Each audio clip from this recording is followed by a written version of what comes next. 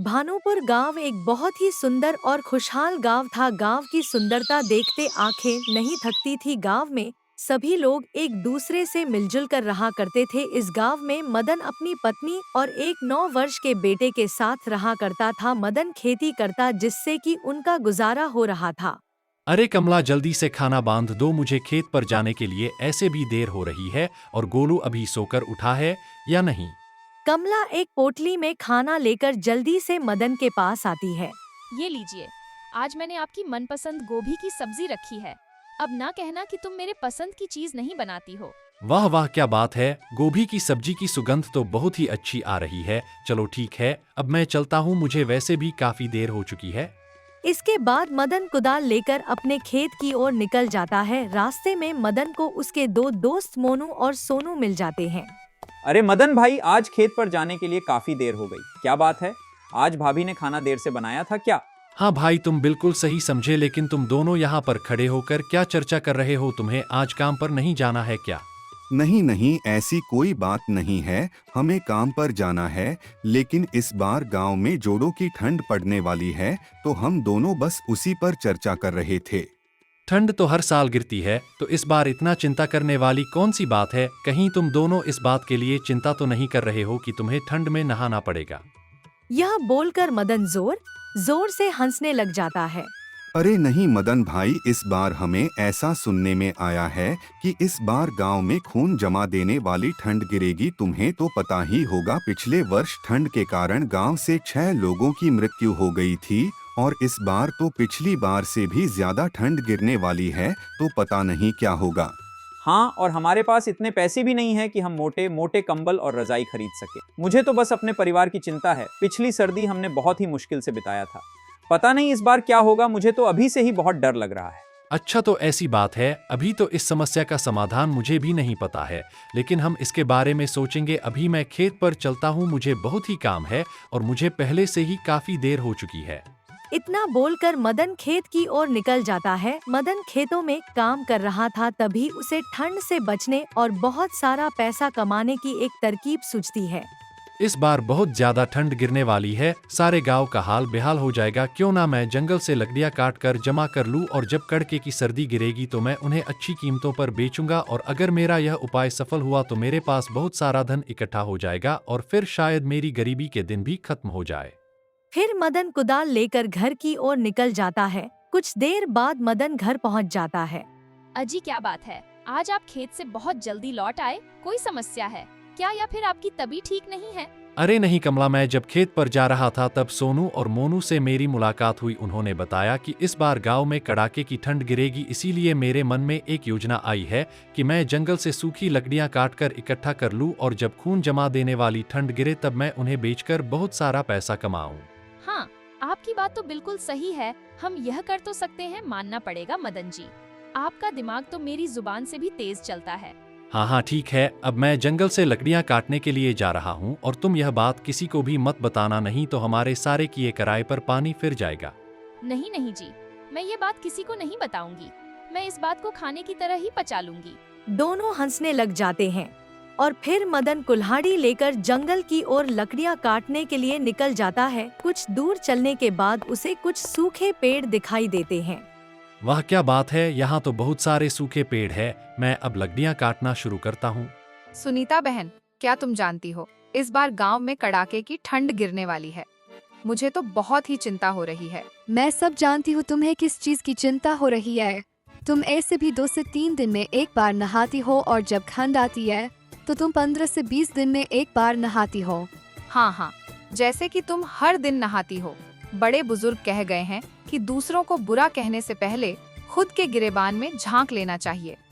भले ही मैं 15 से 20 दिन में एक बार नहाती हूँ, लेकिन मैं तुमसे सुंदर ही दिखती हूँ।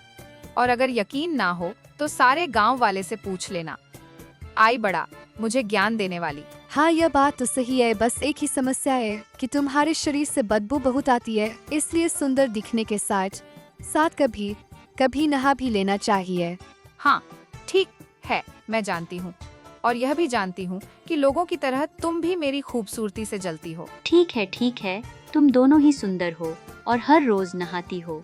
अब लड़ाई करना बंद करो और यह सोचो कि इस बार ठंड से कैसे बचा जाए, नहीं तो हम सबकी कुल्फी जम जाएगी। बचने का तो बस एक ही उपाय है, कंबल के अंदर रहो और पानी से दूर रहो। दूसरी ओर मदन हर रोज जंगल जाता और ढेर सारी सूखी लकड़ियां काट कर लाता। एक दिन सुबह जब कुल्हाड़ी लेकर मदन लकड़ी काटने के लिए जा रहा था, तभी उसे सोनू और मोनू रोक लेते हैं। अरे मदन भाई, तुम ढेर सारी सूखी लकड़ियां हर रोज काट कर क्यों ला रहे हो? अरे भाई, तुम तो जानते ही हो कि मेरी पत्नी को खाना बनाने का कितना शौक है। वह हर रोज तरह तरह के पकवान बनाती है, जिसके कारण काफी सारी लकड़ियां चूल्हा जलाने के लिए लग जाती हैं। इसीलिए मुझे हर रोज लकड़ियां काटने के लिए जंगल जाना पड़ता है। लेकिन मदन भाई, हमें तो यह पहली बार पता लगा कि तुम्हारी पत्नी खाना बनाने की शौकीन है। हमने पहले ऐसा कभी नहीं सुना है। फिलहाल छोड़ो, तुम कह रहे होंगे तो सही ही होगा। सोनू और मोनू को मदन की बात सुनकर कुछ अजीब लग रहा था, लेकिन उन्होंने इन बातों पर ज्यादा ध्यान नहीं दिया। ठीक है भाई, अब मैं चलता हूँ। कुछ दिन इसी तरह बीत गए। मदन जंगल जाता और सूखी लकड़ियां काट कर लाता। अब उसके पास बहुत सारी लकड़ियों का भंडार हो गया था। कुछ ही दिन बाद गांव में ठंड गिरना भी शुरू हो गई थी। मदन अपने घर के बाहर एक बोर्ड लगा देता है, जिसमें 1 किलो लकड़ी की कीमत 5 रुपए लिखी थी। जब सभी गांव वाले वह बोर्ड देखते हैं तो उन्हें मदन की सारी चतुराई का पता चल जाता है कि वह क्यों हर रोज सूखी लकड़ियां काटने जंगल जाता था। भाई, क्या तुमने मदन के घर के बाहर वह बोर्ड देखा जिसमें 1 किलो लकड़ी की कीमत 5 रुपए लिखी थी? मदन ने बहुत ही चतुराई दिखाई है। वह जंगल से फ्री में लकड़ियां काटकर हमें 5 रुपए किलो बेच रहा है। हाँ भाई, तुमने बिल्कुल सही कहा। हर रोज जब मदन जंगल में सूखी लकड़ियां काटने जाता था, तब हम उससे पूछते थे कि तुम इतनी सारी लकड़ियों का क्या करोगे। तब वह हर रोज कुछ ना कुछ बहाने बना दिया करता था। हमें तभी उस पर शक हो गया था, लेकिन हमें यह नहीं पता था कि वह ऐसा काम कर सकता है। बहुत चालाक निकला मदन, और किसी को भी नहीं बताया कि वो क्या करेगा लकड़ी। अरे तो अब इसमें सोचने वाली कौन सी बात है? मदन से 5 रुपए किलो लकड़ी खरीदने से बढ़िया है कि हम सभी कल जंगल जाएंगे और हम भी सूखी लकड़ियां काट कर लेकर आएंगे। यह बात जब मदन को पता चलती है तो वह चिंता में पड़ जाता है, क्योंकि अब उसका लकड़ी बेचने का व्यापार सफल नहीं हो पाएगा। अरे कमला, क्या तुमने सुना? गांव के लोग कल सूखी लकड़ियां काटने के लिए जंगल जा रहे हैं। अगर वह सूखी लकड़ियां काट लेंगे तो हमसे लकड़ियां कोई भी नहीं खरीदेगा और मेरी सारी मेहनत पर पानी फिर जाएगा। हाँ जी, आपने बिल्कुल सही कहा। काश कोई ऐसा चमत्कार हो जाए कि कल गांव वाले लकड़ियां काटने जा ही ना पाएं। हाँ, अब हम सिर्फ ऊपर वाले के भरोसे ही रह सकते हैं। कुछ ही देर बाद रात हो जाती है। दोनों पति पत्नी खाना खाकर सो जाते हैं, लेकिन रात में ठंड के साथ साथ आसमान में काले बादल छा जाते हैं और कुछ ही देर में बहुत तेज बारिश होने लगती है। बारिश के साथ साथ ठंड भी बहुत ज्यादा बढ़ जाती है। बारिश गिरने के कारण सारे पेड़ पौधे गीले हो जाते हैं, जिससे कि अब जंगल में एक भी सूखी लकड़ियां नहीं बचती है। सुबह होने तक बारिश रुक जाती है। जब मदन और कमला बारिश देखते हैं तो वह बहुत ही खुश हो जाते हैं। अजी देखिए, लगता है ऊपर वाले ने हमारी सुन ली और रात को बारिश करवा दी। अब सारे पेड़ पौधे गीले हो गए होंगे और अब तो सूखी लकड़ियां भी जलने लायक नहीं रही होंगी। हाँ, तुमने बिल्कुल सही कहा। गांव वालों ने अपने आप को बहुत ही बुद्धिमान समझा था, लेकिन उनकी सारी बुद्धिमानी धूल में मिलकर रह गई और अब मैं लकड़ियां 5 रुपए किलो बेचने की बजाय 10 रुपए किलो बेचूंगा। नहीं नहीं, आप 5 रुपए किलो ही लकड़ियां बेचो। अगर हम 10 रुपए किलो लकड़ियां बेचेंगे तो यह सीधे सीधे लोगों को लूटना हो जाएगा। ऊपर वाले ने आपकी मेहनत को बचाने के लिए बारिश करवा दी और अब आप इसका गलत फायदा ना उठाएं। मेरी आपसे विनती है कि आप लकड़ियों का दाम 5 रुपए किलो ही रखें।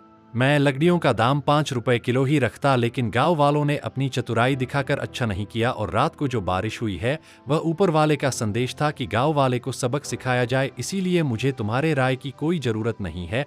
लकड़ियां 10 रुपए किलो ही बेचूंगा।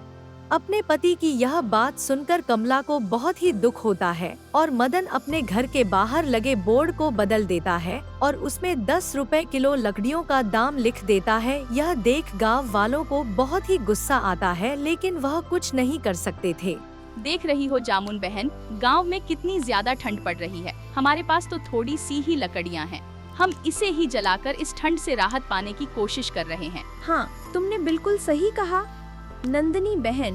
हमारे पास तो थोड़ी भी लकड़ियां नहीं हैं, इसलिए हम तुम्हारे घर आग की गर्मी लेने आए हैं। क्या तुम्हें पता है आरती बहन, जब ठंड की शुरुआत हुई थी तब मदन ने लकड़ियों का दाम 5 रुपए किलो रखा था, लेकिन जब ठंडियां बढ़ चुकी है तो उसने लकड़ियों का दाम किलो कर दिया है। वह सरासर लोगों को लूट रहा है। क्या तुम्हें पता है आरती बहन, जब ठंड की शुरुआत हुई थी तब मदन ने लकड़ियों का दाम 5 रुपए किलो रखा था, लेकिन जब ठंडियां बढ़ चुकी है तो उसने लकड़ियों का दाम 10 रुपए किलो कर दिया है।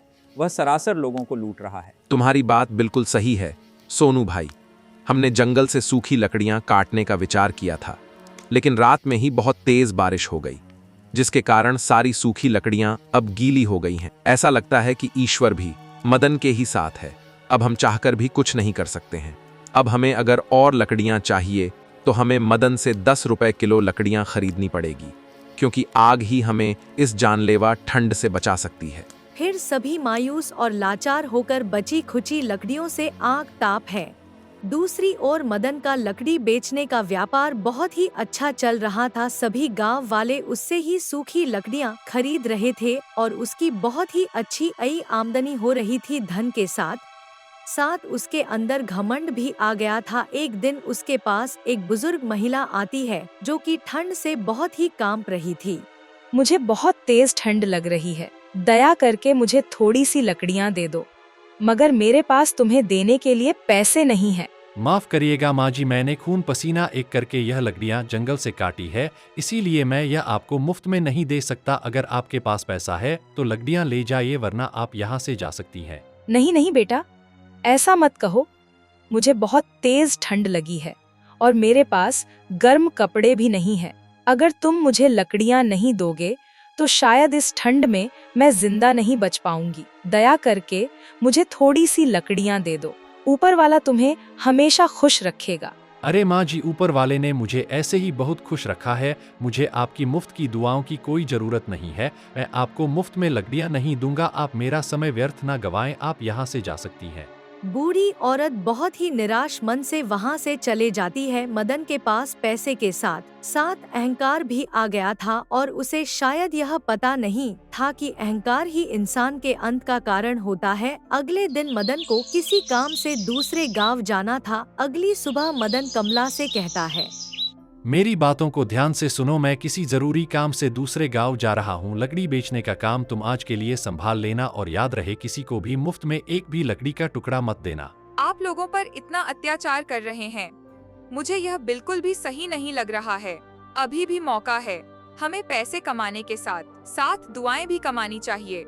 आप मेरी बात को मान लीजिए और लकड़ियों की कीमत कम कर दीजिए, ताकि सभी इस जानलेवा ठंड से बच सके और हमारा भी थोड़ा मुनाफा हो जाए।